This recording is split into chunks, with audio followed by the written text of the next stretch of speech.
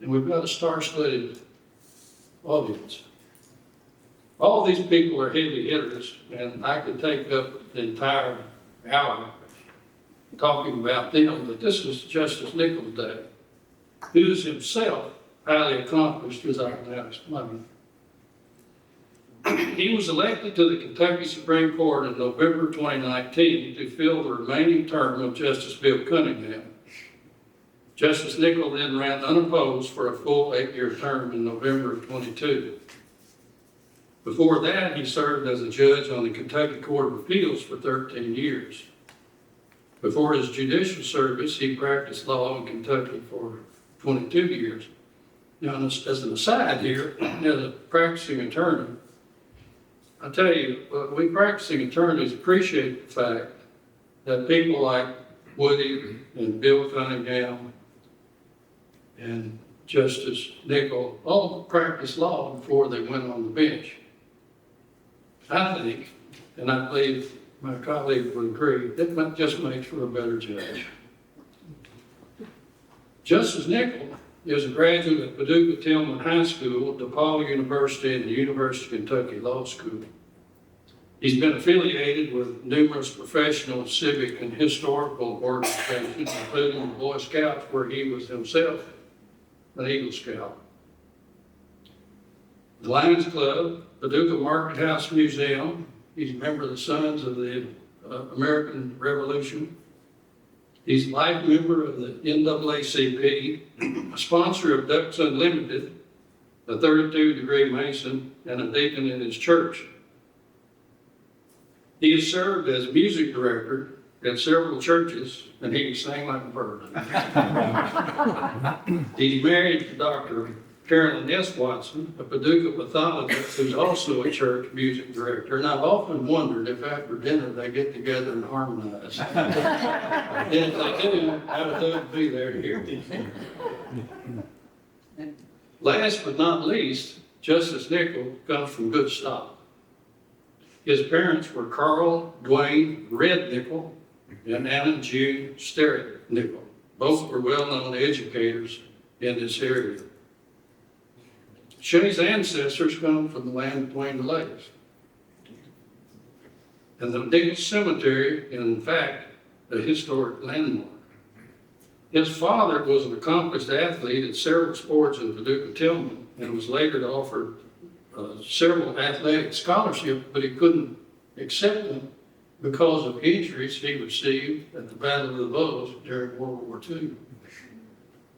Red Nickell died in 2013.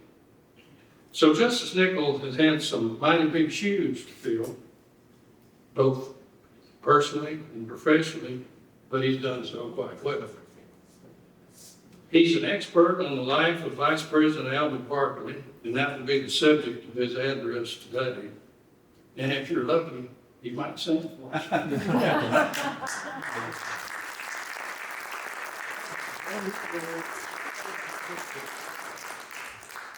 Wow. So is that pretty good? Yeah. Good. I'll try to remember that. Wow, it is so good to be back in this courtroom, this historic courtroom. It doesn't look like it did when I practiced law here. You all have done a fabulous job. These murals and all the artifacts that you have here. Congratulations in giving this wonderful ancient facility a new life. Bill, I believe that in one of your writings I read that this building was constructed around the time of the death of Geronimo or something like that. Yeah. Somewhere in there. Geronimo and Andrew Jackson. Andrew Jackson. It was Andrew Jackson. Yes, sir. Yeah. Yeah. And I'll never forget, you know, we got this new judicial center over here, which is just state of the art, really because of this gentleman right here. And I remember him going home and bringing out from the attic an old coal oil lamp and hanging it on the back wall, taking a picture of it and sending it to Frankfurt and telling them this is just how old and dilapidated this old courtroom is. And it shamed them enough to budget us a new judicial center here in Livingston County the next year. But it's certainly good to be back here. David, thank you for that introduction that you gave. Like you, I can remember coming here and quivering as a young attorney when I stood before the likes of retired Justice Bill Cunningham and Willard Paxton, and I don't know that we ever butted heads. I'm grateful I didn't with GL over here. But anyway, it's good to be back here. I feel like I'm in a cloud of witnesses with some of the dignitaries that were introduced and some of the others that are here, present here today. I thank you for coming out. When Kathy and I were getting ready to come over, I told her, I said, I don't know if there'll be 2 or 3 there this morning or whether there'll be a gathering of thousands. But she said, Justice, just remember that wherever there 2 or 3 are gathered, there will you be also. So here I is. But it's good to be back. And speaking of Kathy, Woody, thank you for your years of service. Woody's going to be receiving the Johnstone Award this tomorrow night. And for his many years of service. When he retired, they had to replace him with 2 judges here in the mighty 56. So thank you. And about the time Woody retired, I had an opening in my office for a new administrative assistant, and I didn't have to look far because I figured if Kathy Wallace could make Woody look that good, then maybe she could help me out as well. So Kathy is with my office now, and she helps run my life, which is a full-time job. You mentioned my wife, Carolyn David, who's a graduate of Livingston County High School and Family Farm. We still have that right outside of Ledbetter, where she grew up.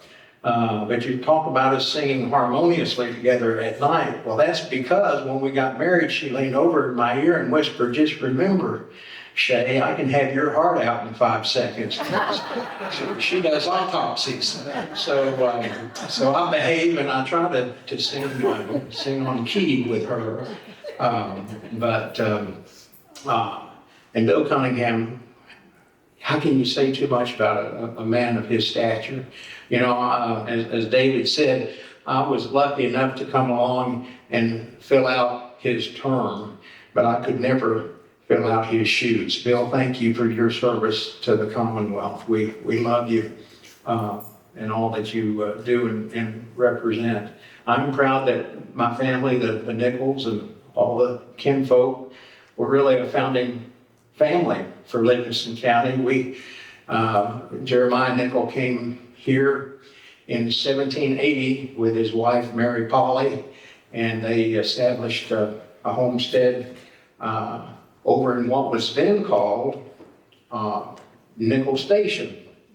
You might know it today by the name of Grand Rivers.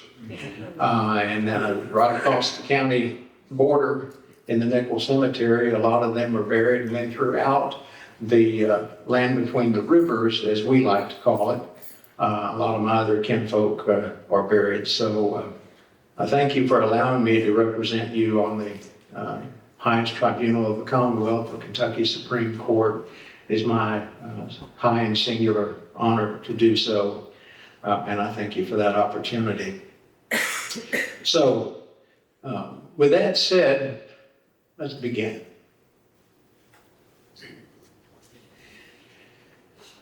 If we can help somebody as we pass along, if we can cheer somebody with a word or song, if we can show somebody that he's traveling wrong, then our living shall not be in vain.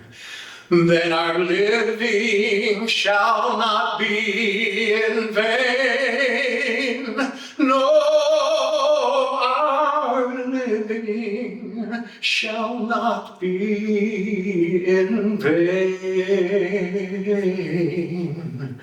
If we can help somebody as we pass along, then our living shall not be in vain. Well, if we can do our duty as a good man ought, if we can bring back beauty to a world upraught, if we can spread love's message as we've all been taught, then our living shall not be in vain. Then our living shall not be in vain. No, our living shall not be in vain. If we can help somebody as we pass along, then our living shall not be in vain. Yes, if we can help somebody as we pass along, then our living shall not be in vain. My friend, 69, well, my friend, 69 years ago this month, on April 30th, 1956, 78-year-old former U.S. Vice President Alben W. Barkley traveled with his wife to Washington and Lee University in Lexington, Virginia, to deliver the keynote address at a mock political convention. You see, beginning in 1908 with William Jennings Bryan, the institution's students had hosted renowned national political speakers at the event at the beginning of each four-year national election cycle to predict the presidential nominee of the party out of power in the White House. In 1956, the White House was home to President Dwight Eisenhower, a Republican, and Democrats had hoped to select a candidate to regain the residence. They would fail, ultimately selecting as their candidate former Illinois Governor Adlai Stevenson II, who happened to be Barkley's fourth cousin, and whose family traced their lineage back to Christian County here in Kentucky, where Adlai Stevenson I had risen and to become vice president under President Grover Cleveland back in 1893 to 1897. Adlai Stevenson I was the paternal grandfather of the future Democratic nominee, and Barkley's mother would often point to the political legacy of her famous family from Christian County to inspire young Barkley to a life dedicated to public service. Am I right? Yes, sir. Yes, sir. But I digress. In concluding his lengthy, classic, rip-snorting, Republican-bashing, Democratic-praising political oration, Barkley noted that when he returned to the U.S. Senate as a freshman senator, after having engaged in an influential 42-year national political career, he had declined the offer of a front row chamber seat with senior senators, declaring, "I'm willing to be a junior. I'm glad to sit in the back row. For I would rather be a servant in the house of the Lord than to sit in the seats of the mighty." 1,700 students stood at their feet, they and their faculty members, to applaud the grand old statesman. And he stepped back from the microphone to recognize their praise. And at that very second, Barkley fell over with a fatal heart attack. He lingered just for a few minutes in his wife's arms, Jane, before he passed. His body was carried out of that assembly hall. But it was not the first time that Barkley had used that catchy phrase in summarizing his political career to national audiences. You see, the phrase was a paraphrase of Psalm 84, verse 10, and demonstrates Barkley's skill in referencing scripture and classical texts in his oratory. I know someone else who does that quite often, right over here on the front row. The scriptural passage states, "Better is one day in your courts than 1,000 elsewhere. I would rather be a doorkeeper in the house of my God than dwell in the tents of the wicked." So, after his heart attack and dying there in front of that assembly, Barkley's body, as I said, was carried out, and he was ultimately taken back to Washington. But at the time of his death, Barkley's political life had spanned over 50 years, beginning on the county level. I know we've got some county officials in here, and I'll be watching you to see when you become vice president. But his life has spanned a very important part of our history. He had risen from having been born into abject poverty in far western Kentucky on November 24th, 1877, just about 148 years ago this month. The precocious son of hardworking Presbyterian itinerant farmer parents.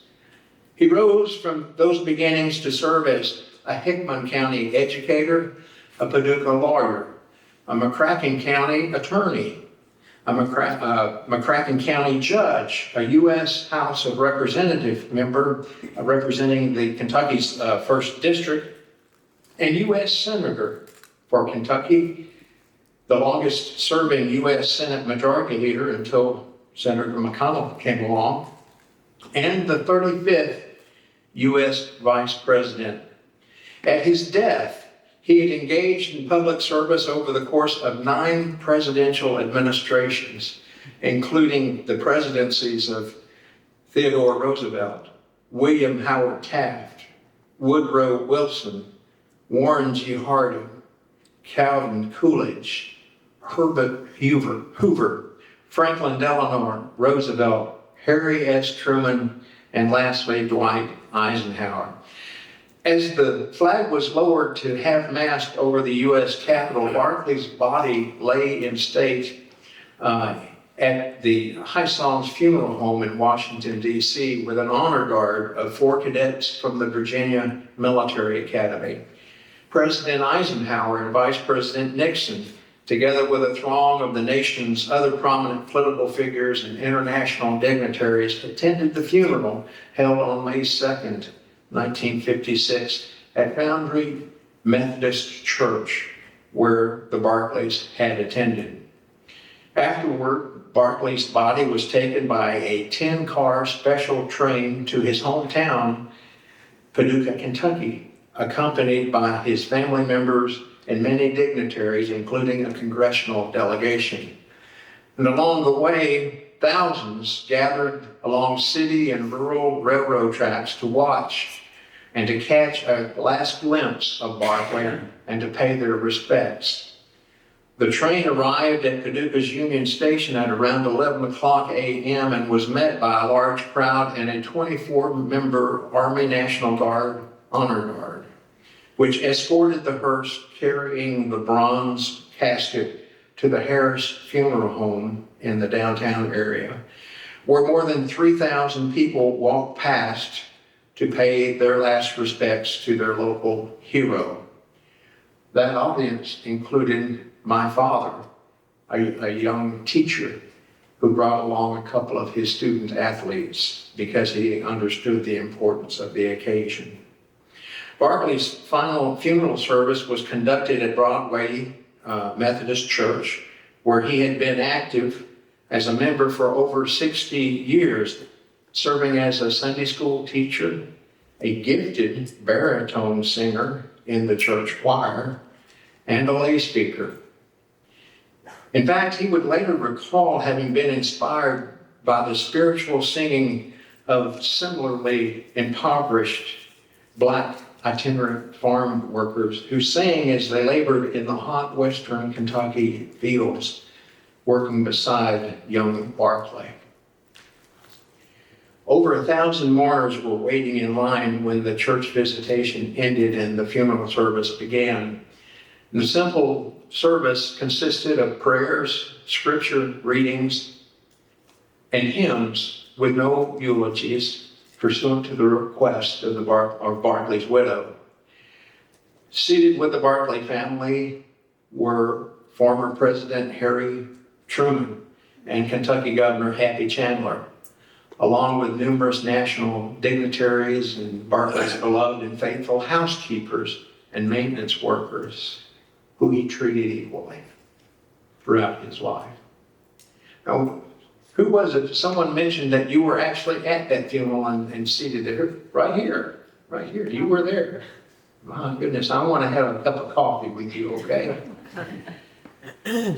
But more than 1,500 mourners were seated, crammed packed into that church building, while thousands more stood quietly outside the sanctuary. A long motorcade procession drove Barkley's body through Paducah's crowded streets, many lined with school children whose teachers had led them out of their classrooms to view the procession, and past his quiet and darkened home, Angles, up on the hill there in West Paducah, as the hearse carried his remains to his final resting place in his family's plot at the Mount Kenton Cemetery. You see, now, Mount Kenton Cemetery is maintained by Paducah's First Presbyterian Church.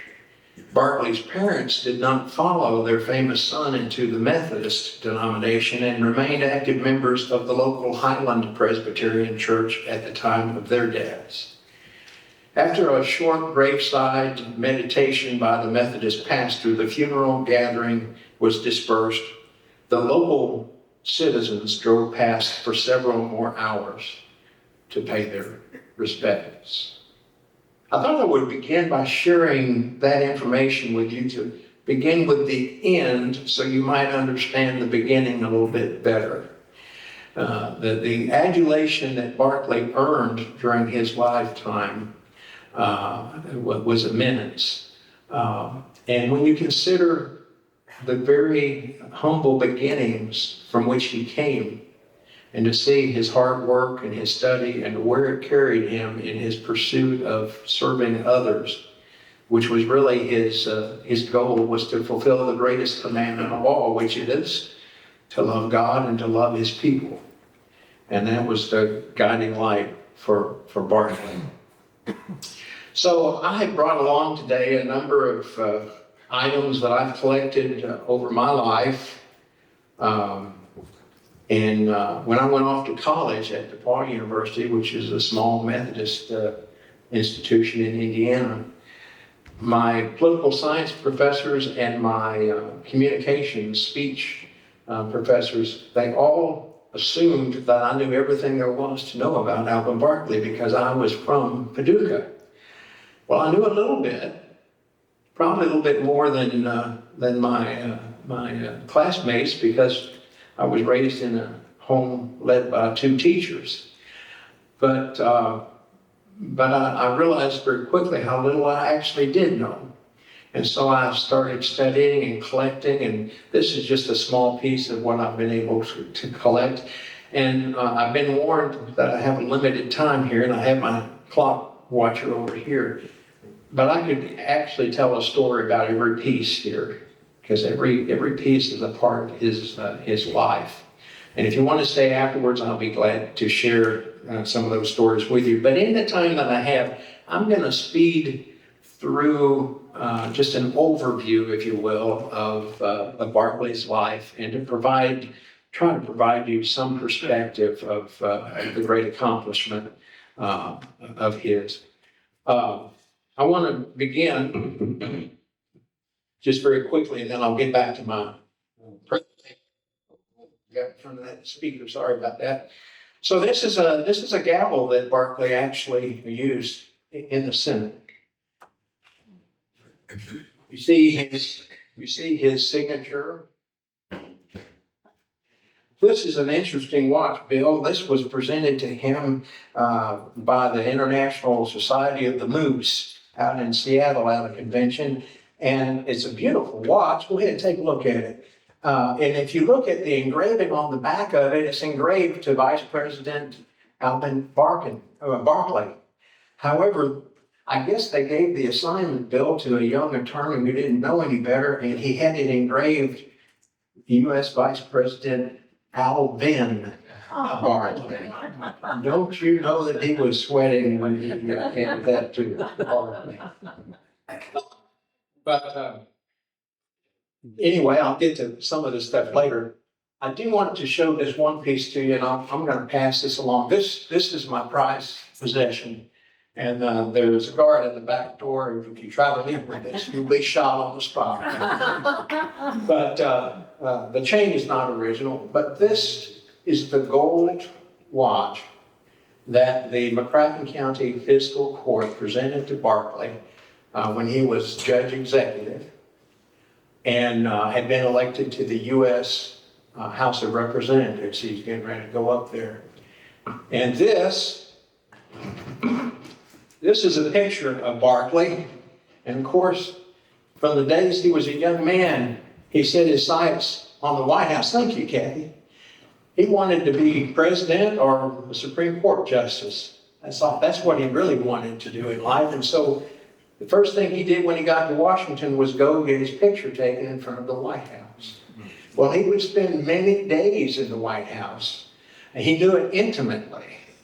In fact, as Senate Majority Leader, he would often go upstairs to confer with President Roosevelt, who had a habit of taking a seat on the throne, if you will, and inviting senators and representatives to come in and have discussions about national and international policies. And that's literally true. Anyway, I'm going to pass this around. I'll start here with David. Can you open that, David? There's a little place there to open it. If you open this watch, engraved in it, or the link, I don't let you do that. You got fingernails. You can actually do a history of the political powers of McCracken County at the time by the names that are inscribed in that watch. And they each have a great story. But anyway, I won't go on about it. Like I said, I could pull up and give you a story about each and every piece up here. So I'm going to dive in here a little bit. Yeah, go ahead.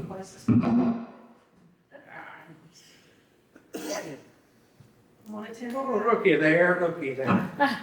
Here we go. A lot of folks don't know this, but there had been occasions where I'm to speak or sing at Fancy Farm. Bill, we've done that together. And just out of nervousness, I'll reach over and grab that watch and put it in my pocket just for a little bit of inspiration from old Barkley. And in my mind, it's my way of bringing him back. Because they can talk about Happy Chandler and what he meant to Fancy Farm, but Barkley had been going there for a lot longer. See, Barkley was born over there in Lowe's, well, actually, Wheel, little crossroads named Wheel. And if you go over to Wheel, there's a cemetery there, and it's full of Barkleys and Stevensons. And so that's just a little bit outside of Lowe's, where he hung out at the general store, and not too far from Fancy Farm itself. So he was an old hand at Fancy Farm. Well, Barkley was one of 4 vice presidents that the Commonwealth of Kentucky has produced. And I know you know who they are, but just for review, the first one was Richard Johnson out of Jefferson County. He was born back in 1780, about the time my family was coming to Livingston County. And he was the 9th vice president and served under President Martin Van Buren. He was a graduate of Transylvania University in Lexington, but due to problems, the financial problems, unpopularity, and the lack of any meaningful duties as vice president, He abandoned Washington and came back to Kentucky and opened a tavern. He was considered by many of his day a very vulgar man, and perhaps that had something to do with the fact that he had taken on a black female as his common law wife, producing two beautiful biracial children. Perhaps that might have played a role in his unpopularity, particularly with the Southern politicians. But Van Buren thought so little of him that he abandoned him, and he figured it'd be better to run for president for a second term without a vice presidential nominee than to have Kentucky's Johnson on board with him. Secondly, of course, is John C. Breckinridge. You go to Lexington, you see the Breckinridge home right across the street from Transylvania University, a beautiful home. Breckinridge was on course to be president perhaps one day. He had that stature in Washington. He's out of Fayette County, born in 1821. The 14th vice president served under James Buchanan. He was a graduate of Centre College in Danville. Unfortunately, he was the only U.S. vice president to take up arms against his nation. And for that, he was considered a traitor after the Civil War, and his political career was at an end.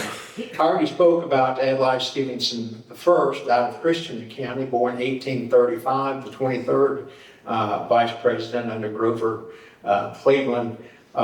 He later ran for vice president a second time with William Jennings Bryan on the opposite of the Gold Standard Party. He was also a Centre College graduate out of Danville and related by blood to Barkley. So then along comes Barkley. Evidence of Barkley's greatness and impact around us, it's all around us. Monuments and organizations bearing his name: Barkley Dam and Lake, Barkley Lodge, Barkley Airport, Barkley Drive over in Paducah, Barkley Museum, Emory University. They have what's called the Barkley Forum and the Alben W. Barkley Distinguished Chair in their Department of Political Science. Infrastructure and programs evidencing his influence. USAC over in West McCracken. The Cincinnati Airport. You know, the Cincinnati Airport, what does that have to do with Kentucky and Barkley? Which side of the river is that airport located on? You see that magazines would have told you at the time that the two hardest working senators in Washington, D.C. were Barkley and Robert Taft. And so Barkley went, when they were going to put that airport in over there were some geological problems over there, a lot of fog in the lowlands. But Barkley, being with the Democratic Party at the time, convinced Roosevelt that it really needed to be over on the Kentucky side. The WPA, the CCC programs throughout Western Kentucky built swimming pools, town halls, various parks and lodges. TVA, the location of the dams themselves. Fort Campbell, go down to Fort Campbell, it stretches across the Tennessee border, doesn't it? 2/3 of that camp is in Tennessee. Wonder why it has a zip code for Kentucky. Barkley. I could go on and on and on. But he was a champion of civil rights based on his experiences as a young man working in the fields. He was a champion of anti-lynching bills and he desegregated the military during the war. He was a strong proponent of the establishment of Israel, being a good friend of Supreme Court Justice Brandeis. He was strong in the establishment of the United Nations, having been worked with Wilson on the League of Nations. Law and economics. He was a brilliant financial fellow. And he coined several phrases. We call the vice president the beep, right? You've heard the beeps here? Well, he coined that phrase. You see, his little grandson couldn't get all the wording in for, His Excellency, the the Honorable and High and Mighty U.S. Vice President Alben Barkley. He said, Gramps, can't we just shorten that Vice President down and just call it, put the first letters together, each one, and just call it Veep? And so Barkley shared that with the journalists, and they adopted it.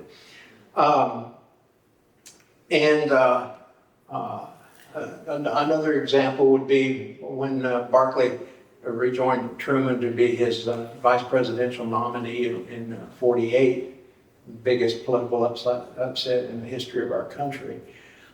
He ran down to the train station to see Truman off. And as Truman was pulling out of the station, Barkley yelled at him, "Give him hell, Harry." Well, some journalists were standing around, and that became one of their slogans.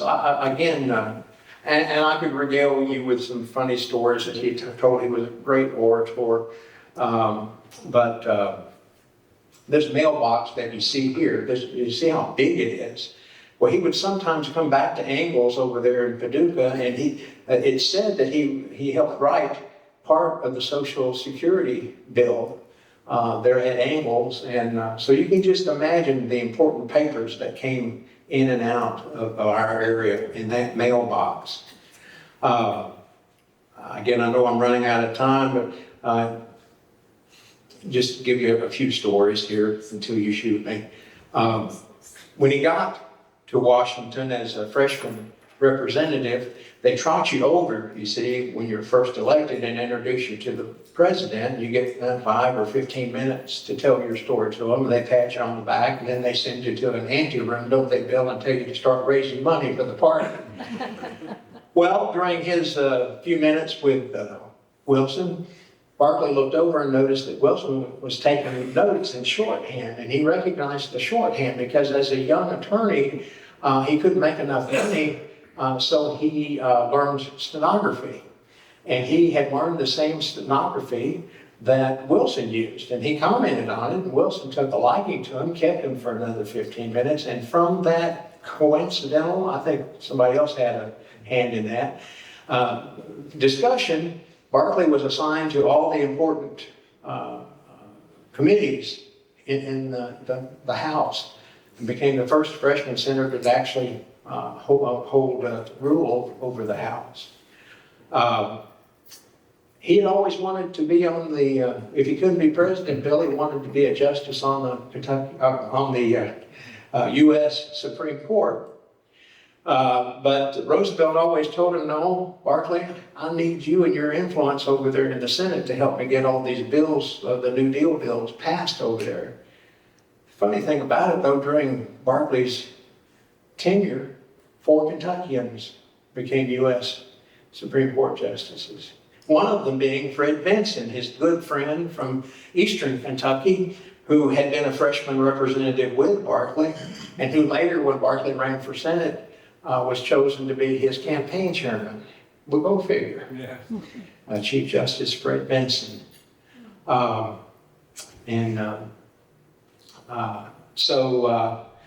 He couldn't make it to the Supreme Court, but he made sure others did. And he came close to being president, as some of you know. You see, Roosevelt was going to go for a 4th term, and he considered his vice president to be too liberal. And so he was looking around for someone else, and a lot of people were talking about Barkley. And unfortunately, at that time, Roosevelt had a tax bill that he wanted to push through.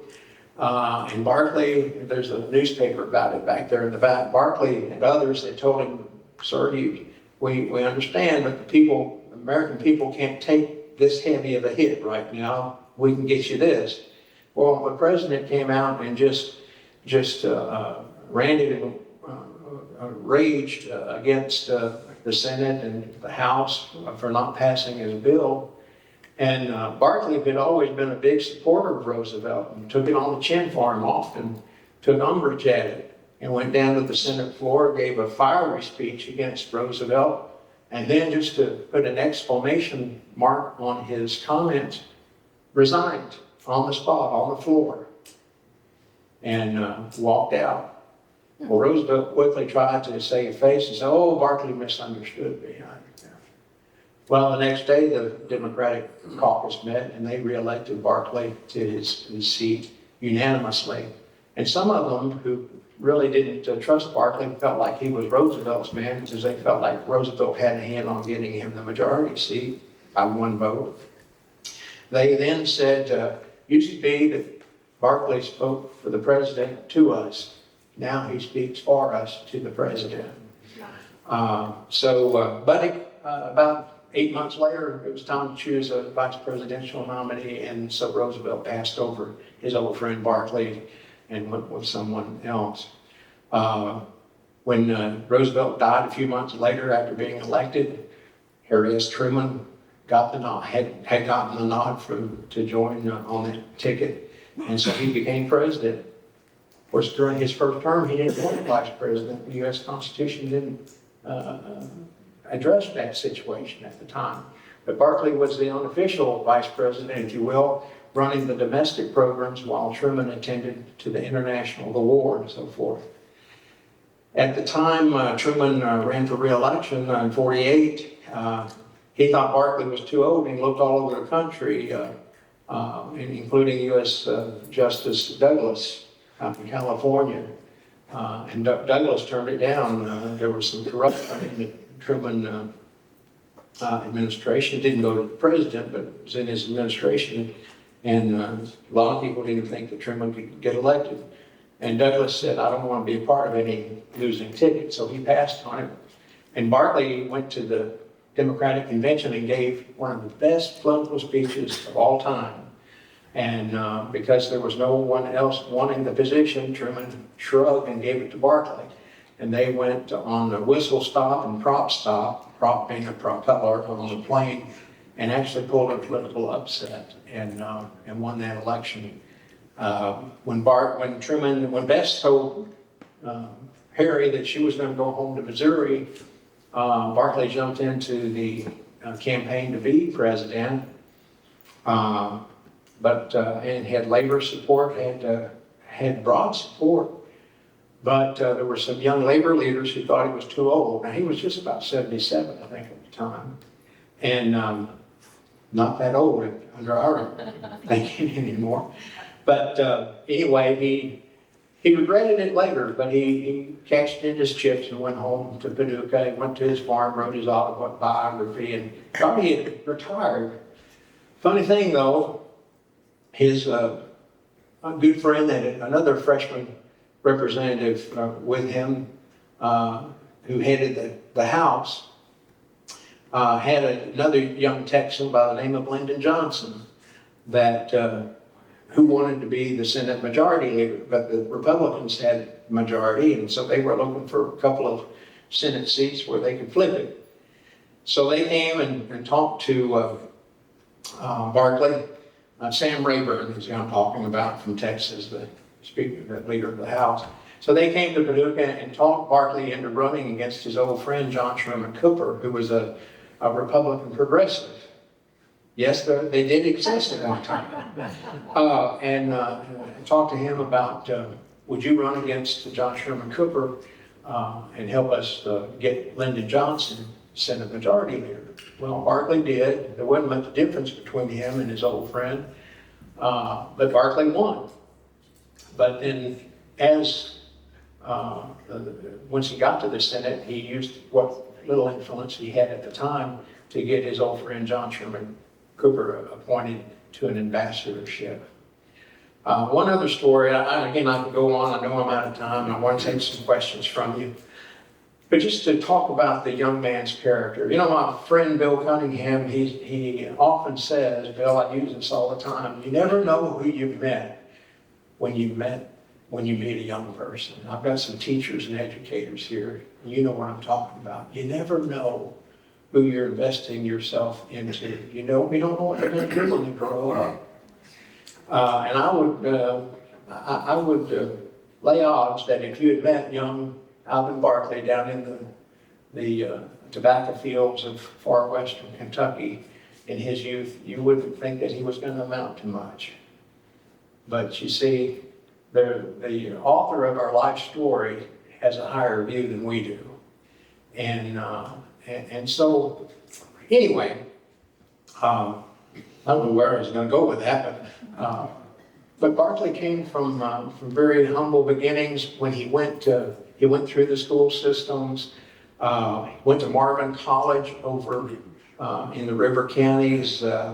If you go over there, you'll see a sign out front that says Barkley swept here, not slept, but swept here, because he worked his way through Marvin College by being a janitor, getting over there early to put logs on the fire to keep everybody warm. And then when he left there, he didn't have enough money to go to law school like he always dreamed of going to, so he started selling pots and pans to all the farmers' wives around the area. And he did quite well. He could sell things pretty well. But right before he got ready to go to law school at Emory, he got word that from some of the farmers' wives, that those pots and pans were no good. They would crack in the fire. So he had a dilemma. What do? Do I just trot them off to law school and let them handle it? Or do I do what he did? And that was go to each and every one of them and return every cent he had and take those pots and pans back. And he had no money. Fortunately, there was a judge in one of the river counties down there that heard about Barkley and was impressed by his behavior and funded his first year. So he went off and came back, ran out of money. He tried to go back and teach at Marvin College where he'd been a student, but that didn't work out because he was just too mischievous, and the kids would take advantage of that. So his president over there said, why don't you go to Paducah? I've got some friends over there and you can study the law by reading in their office. Well, he went over, and Charles Wheeler was the representative at the time. I'm going to tie this back to Livingston County, then I'm going to stop. But Charles Wheeler was the congressman, and he said, well, yeah, come on, you got a letter here from the president down there at Marvin College. I'll let you read books here in my office. You can make money on the weekends by doing odd jobs around town here, but I'm not going to pay you anything. Your pay is going to be working with me and reading my books. So that didn't last long for a young man who wanted to get married and have a family. So he looked down the street, and there was another law firm composed of two attorneys. One later became a judge over in McCracken County, and Irving S. Cobb based one of his characters on him. The attorney was named Priest, but Irving S. Cobb changed the name to Bishop. And Barkley used to kid Cobb about it, saying, well, you took a priest and made him, brought him down here. But anyway, you read all Irving S. Cobb's books about Judge Priest, and he was quite a progressive person, fictional character. The other person, though, in that law firm that gave Barkley a break, actually paid him some money to work for them and mentored him in his young days as a budding attorney, was a former Livingston County attorney by the name of Hendrick. You go back and look him up. County Attorney Hendrick, John Hendrick. So they opened up their firm and mentored him and paid him enough to subsist. And years later, after Barkley had some other positions and decided to run for Congress, 4 people had decided to run against Wheeler. Well, Wheeler and 3 others. One of those others running against Wheeler, trying to get his seat back in Congress, was Hendrick. Hendrick had served in Congress one term. And so anyway, Hendrick kind of held that against Barkley, but they got over it. Interesting thing, back in those days, the candidates would sometimes have to travel together. And so those 4 who were running for that seat actually would rent 2 cars or 2 horse-drawn buggies, and they'd travel and they'd switch up. And Barkley used to laugh because he said every time one of them would get into buggy with him, they'd say, well, what do you think about those 2 other scoundrels? And he said, I just let them talk. I said, the same thing. But so Livingston County had a big hand in opening the door for Barkley to achieve his goals. With that said, I want to show you two other items here. GL, would you come up here and help me out, brother?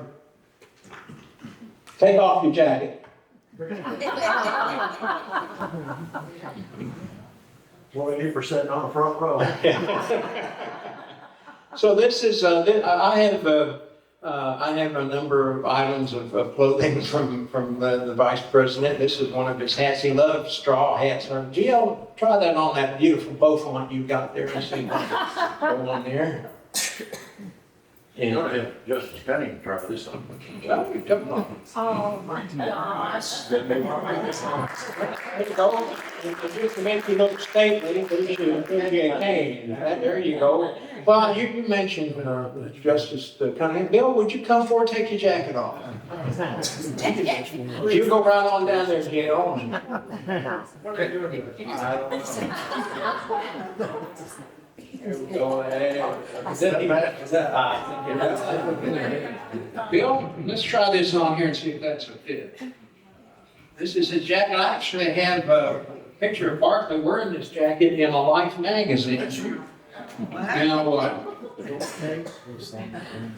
can't think of Bill Cunningham without one of these in his hands. Yeah. Where's that watch? Yeah, somebody's trying to sneak out here with it. Yeah, let me have that watch, Kathy. There you I go. might take that watch with me. All right. Here's the glasses, and we'll give you the satchel because we all know that a good attorney has to have a satchel, and there's the watch. All right, somebody get a picture of this. I think they look pretty good in this outfit.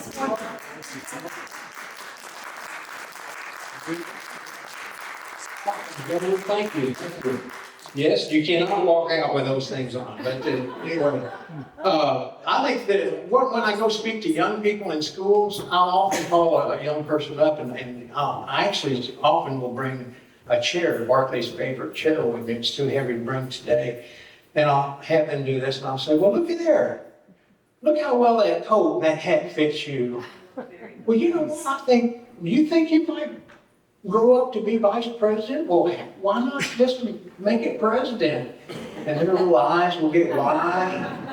But you know, we've got to plant the seeds, just like Bill said, we've got to plant those seeds in our young people to help let them know that it's okay to dream big and to get to work. And if you work hard and pick the right mentors, that by the grace of God, according to His plans and not yours, you may just achieve something. It's kind of like that song I started with, which I think would have been a favorite of Alben Barkley's. If we can help somebody as we pass along, then our living shall not be in vain. That's a word for each and every one of us.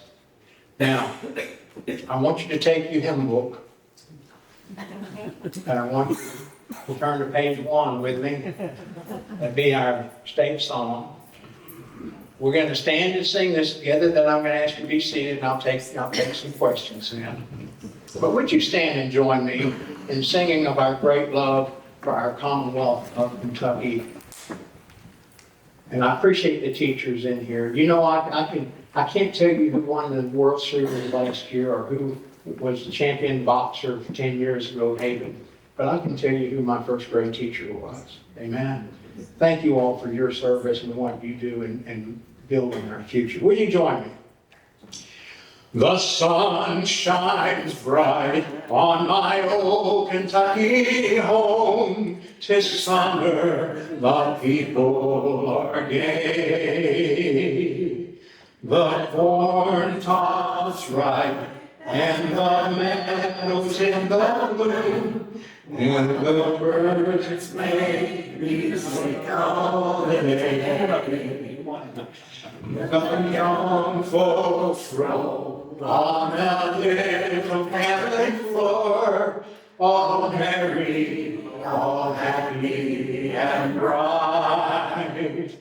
Find my hard times, come on knocking at the door, then my old Kentucky home, good night. Well, weep no more, my lady, oh, weep no more today. We will sing one song for my old Kentucky home, for my old Kentucky home, far away. Yes, we'll sing one song for my old Kentucky home.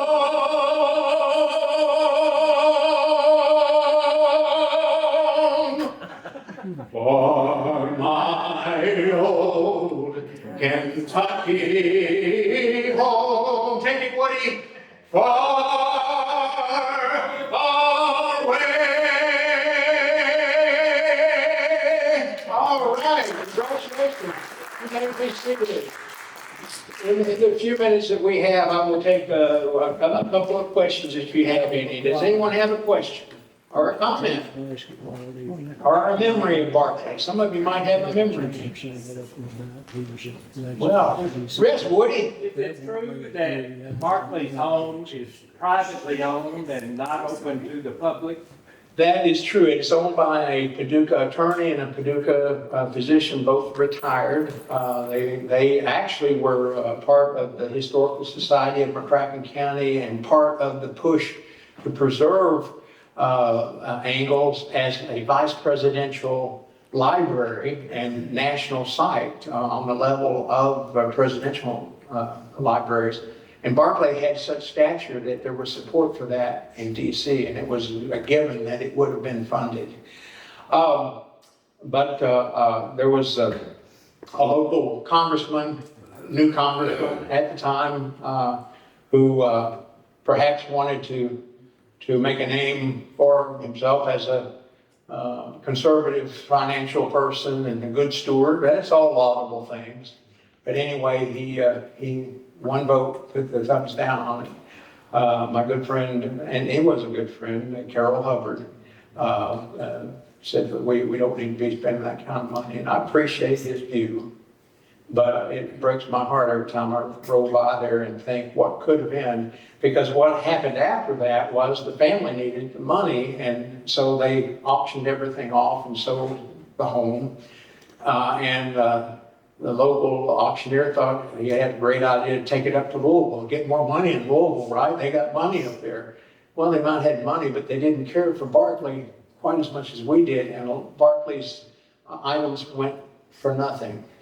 And then the house, because the effort to preserve Angles as a national park, if you will, failed, the doctor and his wife, the attorney, they bought it and preserved it. So I don't know what will happen to it later. When I was in college, one of my winter terms, if you will, a month of study, I chose to study Barkley, do a paper on him then. And part of that was I had a friend that called Dottie Barkley, who lived in the home with her father, David, which was Alben's son, and was able to go up there and interview David Barkley at length. And to this day, I remember like a movie walking through that house and seeing the old wallpaper that had browned, the buttons that you would push for the servants to come and the security, and they collected antiques from all over the world. So over the years, I've been able to pick up some of those. I know where some of the other stuff is that I want to get my hands on one day. GL over here, by the way, has Barkley's couch from his senatorial office in his office. I have the bookcase, one of two from the home.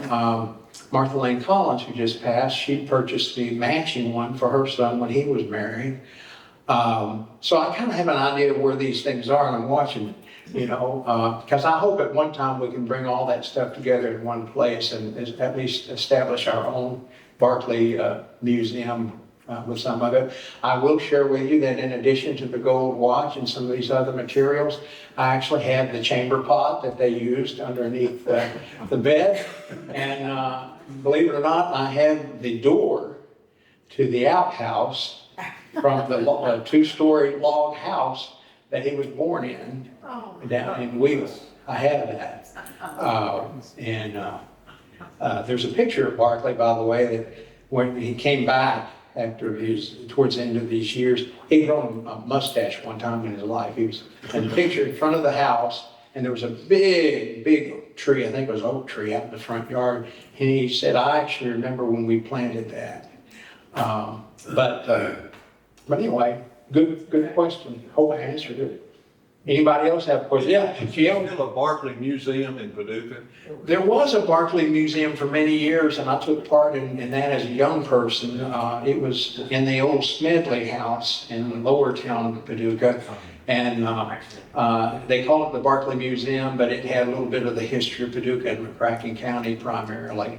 Only museum in Paducah now is that I know of, David, is the Market House Museum. There is talk at some point, if we get the federal funding, to build a new museum to house a lot more things and maybe make one wing of it a vice presidential wing. But I think probably the best chance of that happening is to go through the local library because of their funding. Maybe they do a wing or something on it. But we need to preserve our history, just like, look at this place. Kudos to the folks responsible for this. This is wonderful.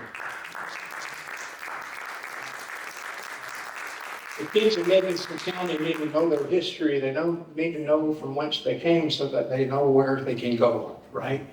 And a lot of great folks have come out of this area, and we need to hold them up.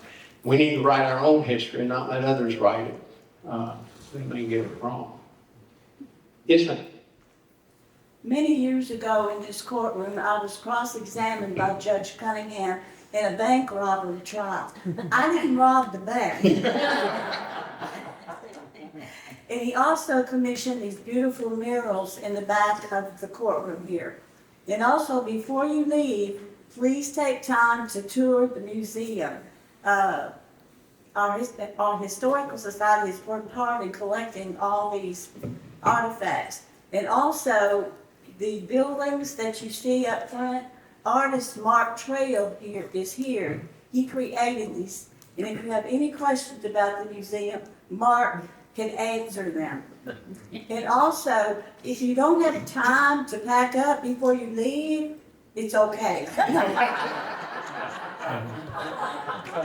Well, I would be remiss if I didn't call on my old buddy down here. Bill, can you close us out here, and then we'll turn it back to you. Do you have any words of wisdom you want to lay on? Very briefly, we've been here a while, but I just want to echo compliments to Justice Nickell about this historical society, Dickie Berry, and all. I want us to remember a person that was very vital to saving this courthouse and historic preservation. We tried to save the office buildings, and we lost that battle, but we saved this building. Thanks a lot to Diane Boswell O'Brien, David's sister Diane, who died suddenly, 7 or 8 years ago, Diane.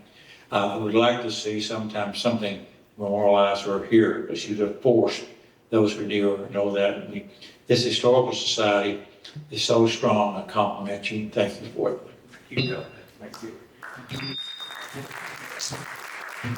I just want to say that I have bragging rights about knowing Mr. Barkley. I was probably 4 or 5 years old, and he came down to my daddy's farm way down in the lower part of McCracken County, almost 2 miles from the Ohio River. And my daddy was just a country farmer.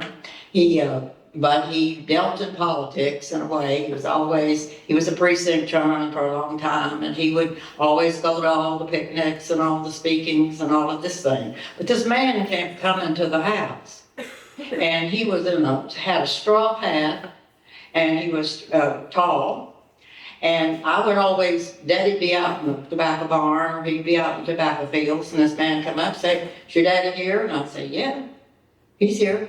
He said, "Well, can you take me to him?" "Yeah, I can take you to him." So I'd take his hand, we'd go down, walk down to where the tobacco field or wherever Daddy was. I didn't know who he was. I had no idea who he was. He was just a man that was coming to see my dad. Well, then later, I was in high school. In 1954, I was a junior in high school. This man came to our school, which was Heath High School in McCracken County, and he was going to give the graduation speech. And he was with Miss Hadley. It was my job as a junior, hostess or something. They would say, "You have to pin a flower on Miss Hadley." Well, I was really, really nervous. But by that time, I knew who Alben Barkley was. And so, anyway, I went up to her, and in my forthright way that I always say things, I said, "I'm really nervous. I hope I don't stick you." And she said, "If you do, I'll let you know." And so then I said to Mr. Barkley, "You don't know who I am." But I said, "I know who you are." And I said, "You used to come see my daddy all the time, and you called me the little one, first, the hey little one, And he said, and he looked at me real funny, he said, "Are you Joe Hodge's daughter?" Like that. And I said, "Yes, I am." And he says, "Your daddy here?" And I said, "Oh, yeah. And he'll be around to see you after a while." At that time, I was about 16. When I met him, I was about 4 or 5 when I was at home, but I don't really know the age. But when I met him in junior in high school, I was probably 16 and whatever. And then when he was, his funeral came along, and I was probably first year, second year of college, I forgot now. But anyway, my dad had a seat. He was supposed to have some seats at the funeral, and he had to stay outside because he was on his deputy sheriff at the time, and he had to stay outside for crowd control. And so he let me go in on his ticket. It was a strange funeral to me. I was in awe. I didn't, whatever. But all I remembered was the singing. And I was so glad that you mentioned that, because I didn't remember any words they said or anything. I just remember the singing that was done. And it was so hot in there and all these people. And it was, I was aware that, I guess, of how lucky I was that I could be there. Okay, that's my story. I'm sticking to it. Anybody, is there any other testimonies today? Justice, if you will indulge me for just a minute. Yes, sir. I'm Jerry Rhodes, and I grew up in Henderson, Kentucky, and at the time that Barkley ran for the Senate, my dad was county attorney. John Palmore was the Commonwealth's attorney, and my dad was the first district sheriff for Barkley's campaign in 1954. And I brought along with me some newspaper clippings, and one of these photos is Senator Earl Clements, Congressman Natcher, my dad, Barkley and his wife, and John Palmore, all in the same photo. And I brought that and a copy of the bumper sticker of Barkley. And I thought you might want to add this to your collection. Oh, that's good.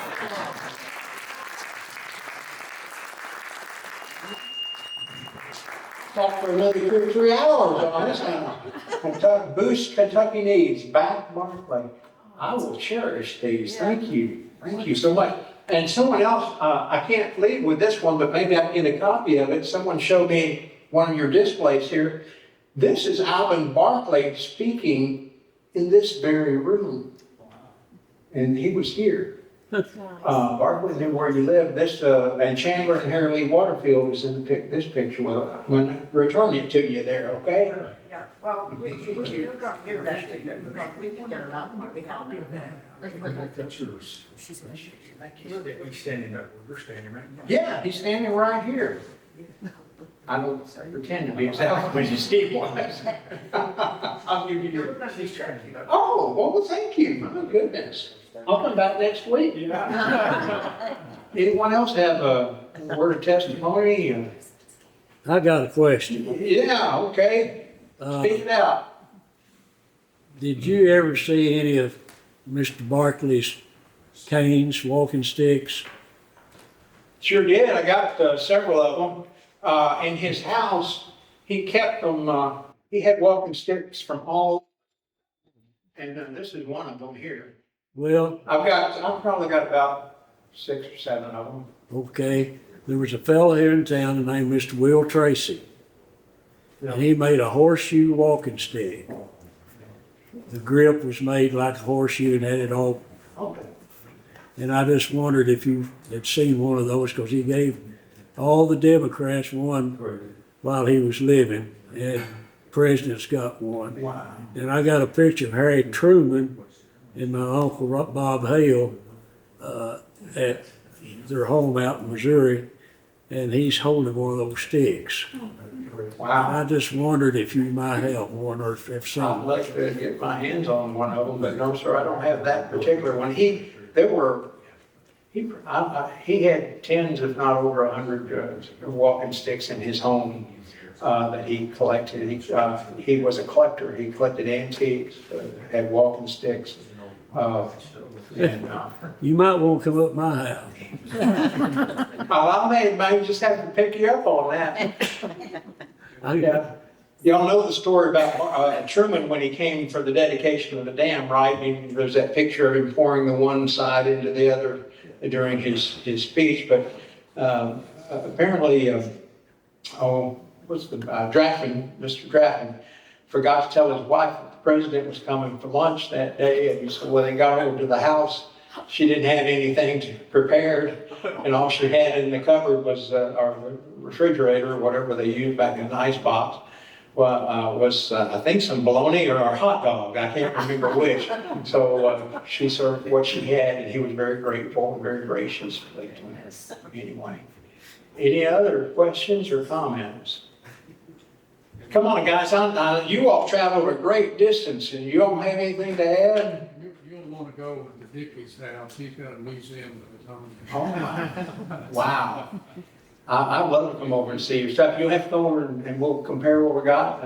And there's some serious Barkley collectors around the area here. I wish we could all get together. Yeah. And I have a copy of the book. That reminds me. Yes. Yeah, I have a couple of those. Some of them are signed. And Bill, when I swear in a new attorney at my office, not up in Frankfurt, but when they come to my office, I try to always give them a book, say, you need to know about this fella. There's the Holy Spirit right there. Thank you so much. Thank you. Let's give him a hand, everyone.